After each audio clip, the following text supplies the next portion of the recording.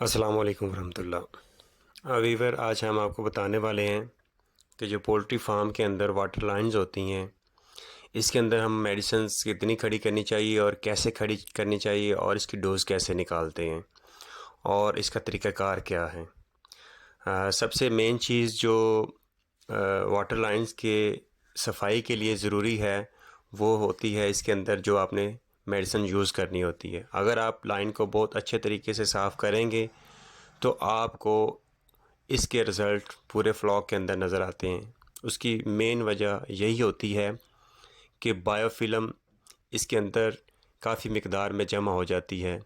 जहाँ पे भी पानी होगा वहाँ पे बायोफ़िल्म की एग्जिस्टेंस लाज़मी हो जाती है। तो वहाँ पे बैक्टीरिया जो है ना वो भी वहाँ पे सर्वाइव करेगा, उनकी कॉलोनीज़ बन जाएंगी। और इसी तरह से जो है सबसे जो मेन बैक्टीरिया आपको पता है ई कोलाई, उसका ज़्यादा सोर्स मेन सोर्स जो है वो पानी ही होता है। लिहाजा अगर आप पानी के ऊपर ज़्यादा तवज्जो देंगे तो आपका फ्लॉक काफ़ी हद तक बीमारियों से महफूज रह सकेगा। तो इसके लिए सबसे ज़्यादा जो ज़रूरी चीज़ें हैं वो ये हैं कि आपके पास जो टोटल फार्म है, लंबाई चौड़ाई फार्म की जो है वो नॉर्मली जो स्टैंडर्ड साइज़ है वो 400 मल्टीप्लाई बाय 50 होता है, यानी कि 20,000 स्क्वायर फीट के फार्म का हम अगर एनालिसिस करें, अगर इसकी डोजेज़ निकालें तो इसके अंदर जो पहले लाइंस थी फार्म्स के अंदर वो 5 लाइंस का फार्म होता था नॉर्मली। अब 5 लाइंस का जो फार्म है उस 5 लाइंस के अंदर आपको पता है पानी जो है कितना खड़ा होगा। अब आपको पता होना चाहिए कि एक लेंथ जो है, जो आपको पता है ये पूरी जो लाइंस होती हैं ये एक लेंथों के साथ जो है ना जॉइंट की होती हैं। अब एक नॉर्मली जो स्टैंडर्ड है जो कंपनीज बना रही हैं वो 10 फुट की एक लेंथ होती है। अब एक 10 फुट की लेंथ के अंदर ये आप जेहन में रखिएगा कि 1 लीटर पानी खड़ा होता है। एक 10 फुट की लेंथ के अंदर 1 लीटर पानी खड़ा होता है। तो इस तरह से आपको ये कैलकुलेशंस टोटल करके बताएंगे कि आपके पास टोटल कितनी लेंथ है और कितनी लंबाई है। आप इजीली अपने फार्म की लंबाई से आप 10 से डिवाइड कर लीजिएगा तो आपको एक लेंथ का जो है वो कैलकुलेशन आपके सामने आ जाएगी। अब इसी तरह से हम इसकी प्रॉपर कैलकुलेशंस करेंगे और फिर इसकी हम डोज़ भी बनाएंगे कि इसकी डोज़ हम कैसे निकालनी है। तो सबसे पहले आपने ये करना है कि टोटल लंबाई आपके फार्म की है, उसके अंदर कितनी लाइंस हैं ये आपके पास अगर ये कैलकुलेशन आ जाती है तो फिर उसके बाद आपने जो है उसको 10 पे डिवाइड करके एक लाइन का निकल आएगा और इसी तरह से फिर दूसरी लाइन का निकल आएगा, तीसरी का, और इसको आप प्लस करेंगे तो आपके पास 5 लाइंस का आ जाएगा। अच्छा, एक चीज़ आपने बहुत ज़रूरी है डोजेज़ के लिए कि जब आप उसकी डोजेज़ निकालें तो आप उसमें पानी थोड़ा एक्स्ट्रा रखें। एक्स्ट्रा से मुराद ये है कि कुछ पानी जो है ना ऊपर वाली लाइन जो होती है उसके अंदर खड़ा हो जाता है, कुछ पानी जो है वो ड्रम के अंदर खड़ा हो जाता है। नॉर्मली ड्रम जो है वो 1000 लीटर्स के होते हैं फार्म्स के अंदर। अगर इससे ज़्यादा हो या कम हो तो आपने अपनी कैलकुलेशंस को उस हिसाब से कर लेना है। तो ड्रम के अंदर जो पानी नॉर्मली खड़ा होता है वो 25 लीटर्स। आप 25 से ज़्यादा कर सकते हैं, 30 कर लेते हैं, 20 कर लेते हैं, लेकिन ये आपने अपने अप्रॉक्सीमेटली जेहन में रखना है। और जो नीचे पाइप आ रहा है वो पाइप की थोड़ी सी मोटाई ज़्यादा होती है, 1 इंच का होता है, उसके अंदर भी 10 लीटर अप्रॉक्सीमेटली पानी खड़ा हो जाता है।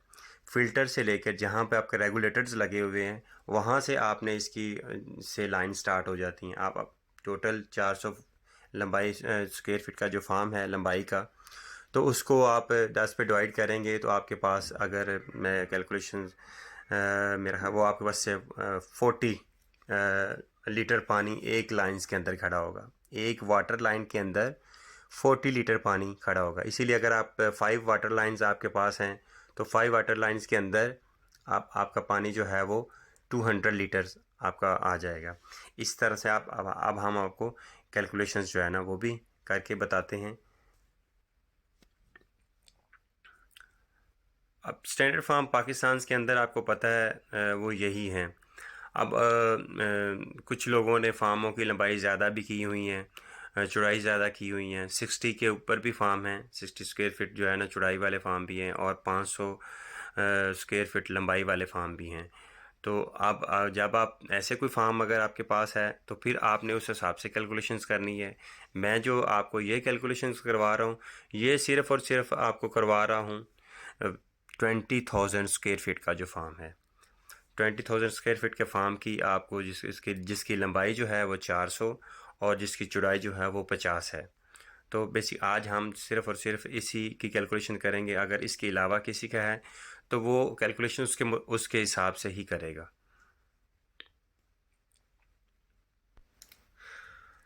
चलें अब हम इसकी कैलकुलेशन की तरफ जाते हैं कि हमने इसकी डोजेज़ कैसे निकालनी।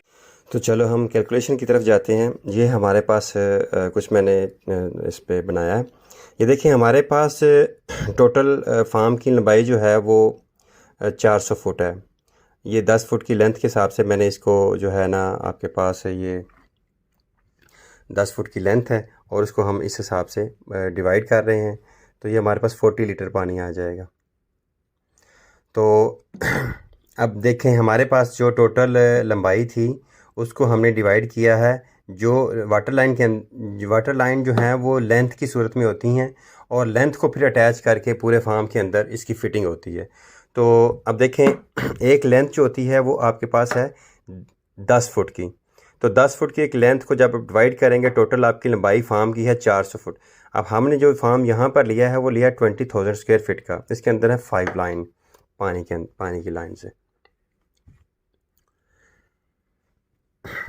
तो 40 मल्टीप्लाई हम जो 5 कर रहे हैं, इसका क्या मतलब है, ये 40 हमारे पास लीटर पानी निकला एक लाइन का और 5 से हमने इसको मल्टीप्लाई किया है तो ये हमारे पास आ गया 200 लीटर पानी। जो हमारे पास जो आ गया है वो 200 लीटर पानी आ गया। अब 200 लीटर पानी के हिसाब से हम इसकी अब हम कैलकुलेशंस करेंगे कि हम इसके अंदर मेडिसिन कितनी यूज़ करेंगे। मेडिसिन से पहले मैं थोड़ा सा बता दूं कि हमारे पास जो ड्रम है वो 1000 लीटर का है और इसके अंदर कुछ बॉटम पे भी पानी खड़ा होगा। जब हम पानी लाइनों के अंदर डालते हैं तो कुछ लाइनों के नीचे ड्रम के बॉटम पे और जो ऊपर से लाइन आ रही होती है उसके अंदर भी पानी खड़ा होता है। तो हमने उसको अप्रॉक्सीमेटली जो पानी को किया है वो हमने किया है 25 लीटर। अब हमारे पास जो पानी जो ड्रम के अंदर खड़ा होना है वो है 25 लीटर और जो हमने लाइन के अंदर खड़ा ऊपर रह जाना है, क्योंकि 1 इंच के से बड़ी लाइन होती है जो नीचे सप्लाई दे रही होती है लाइनों को, तो वो 10 लीटर है। ठीक है। अब आपने तरीका क्या अपनाना है, जब आपने ड्रम के अंदर पानी डालना है डोजेज़ के हिसाब से, यानी कि अब हम इसको डोज निकाल के फिर आप डोज के हिसाब से निकालना है, फिर वो भी मैं आपको बताता हूँ। यानी कि 1% आपके पास अगर आपकी कोई प्रोडक्ट है वो 1% सोल्यूशन उसका बनता है। तो 1% के हिसाब से अगर आप लगाएं तो 10 सीसी पर लीटर बनता है आपका एक डोज के हिसाब से। 1 लीटर के अंदर आपका जो मेडिसिन हैं, जो आपने इसमें मेडिसिन यूज़ करनी, या कोई क्लोरीन बेस यूज़ करें या कोई हाइड्रोजन पेरोक्साइड यूज़ करें। अब अगर आप फॉर एग्जांपल क्लोरीन बेस नहीं करते हैं, आप हाइड्रोजन पेरोक्साइड करते हैं, तो वो 50% का अगर आप लगाएं तो वो अप्रॉक्सीमेटली 1% ही यूज़ होता है। ये आप ख़ास ख्याल करें कि प्रोडक्ट की डोज जो है वो ओवर नहीं करनी। उसकी मेन वजह ये होती है कि जब आपने प्रोडक्ट की डोज को ज़्यादा कर दिया है तो उसका नुकसान क्या होता है कि आपके जो वाटर लाइंस हैं उसके अंदर प्लास्टिक की हैं, लेकिन फिर भी उसके अंदर क्रूजन्स हो जाएंगी, यानी कि वो खुर्दनी हो जाएंगी। अब खुर्दनी होने से नुकसान क्या होगा आपको कि वो दोबारा से उसके अंदर बायोफिल्म जो है वो ज़्यादा जमेगी, स्टिकिंग उसकी ज़्यादा होगी। अब देखें बायोफिल्म जो है वो आपको पता है वो एक इसके लिए बहुत अच्छा सोर्स होता है बैक्टीरिया के लिए, ख़ास तौर पे इकोलाई के लिए। अब इकोलाई का जो मेन सोर्स है वो पानी होता है। अगर आपने लाइनों को अच्छी तरीके से साफ़ नहीं किया तो आपको एक तो ये है कि मुर्गी तक रसाई उसकी नहीं होगी, आप मुतमिन होंगे मुर्गी जो है ना पानी प्रॉपर पी रही, लेकिन अगर लाइनों के अंदर ही प्रॉपर उस तरह से पानी उसकी एग्जॉस्टिंग निकल नहीं रहा, लाइनों निपल के थ्रू उस तरह अप्रोच नहीं उसकी हो रही, तो फिर आप इस तरह से जो है ना आप पानी की पूरी जो कैलकुलेशंस होती है बर्ड की वो आप पूरी नहीं कर सकेंगे। तो इसीलिए बहुत ज़्यादा ज़रूरी है लाइनों की सफाई अच्छे तरीके से और पूरी डोज़ के हिसाब से करें। डोज़ को कभी भी ओवर नहीं करना चाहिए। डोज़ जितनी कंपनीज़ बताएं आप डोज़ के मुताबिक प्रोडक्ट को डालें। आप अगर आप कहते हैं कि मैं इतनी डोज़ पे मुतमिन नहीं होता हूँ तो आप उसको दोबारा यूज़ कर लें। यानी 1% एक डोज़ बताई गई है, आप 1% से एक दफ़ा उसकी वॉश करें, आप 1% से दोबारा नेक्स्ट डे फिर दोबारा उसको डालें और फिर दोबारा इसको कर लें। लेकिन डोज़ ओवर नहीं करनी है, 2 या 3% आप बिल्कुल ना करें, आप उसको 2 या 3 दफ़ा कर लें, वो ज़्यादा बेहतर है। ज़्यादा डोज़ का मैंने आपको नुकसान बता दिए। अब अगर इस तरह से 1% आप सोल्यूशन बनाते हैं तो 1000 सीसी जो है, यानी कि 1 लीटर पानी, वो 100 लीटर पानी जो है ना, 1 लीटर दवाई जो है वो 100 लीटर के अंदर आएगी। अब अगर 200 लीटर है, 2000 है, यानी कि 2 लीटर दवाई 200 लीटर के अंदर आएगी। तो हमारे पास जो ड्रम के अंदर खड़ी होगी और दो लाइन के अंदर खड़ी होगी, वो मिला के ये 235 बनती। लेकिन आपने 235 नहीं करनी है, इसको करना है आपने 250, यानी कि कुछ आपने दवाई को ज़्यादा रखना है, बढ़ा के रखना है। उसकी वजह ये होती है कि कुछ आपने इसमें एग्जॉस्ट भी करनी होती है, कुछ लाइनों के ऊपर खड़े, या अप्रोक्सीमेटली आप 20 लीटर ज़्यादा रखें, उसका फ़ायदा होगा, नुकसान नहीं होगा।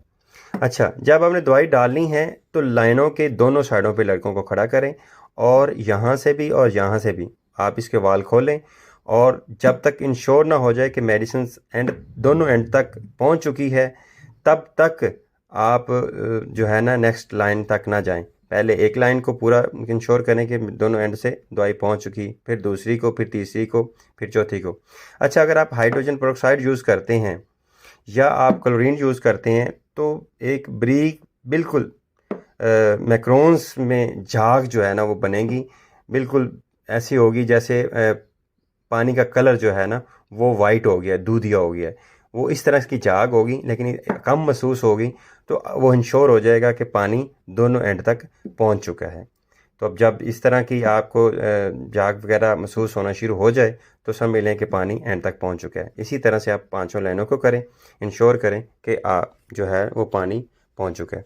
तो उसके बाद आपने 2 घंटे के बाद इसकी हवा निकालनी है, यानी दोनों साइडों से हवा का अखराज करना है, ताकि इसके अंदर किसी किस्म की लाइनों के अंदर हवा ना हो, ताकि पानी हवा में तो दवाई असर नहीं करेगी।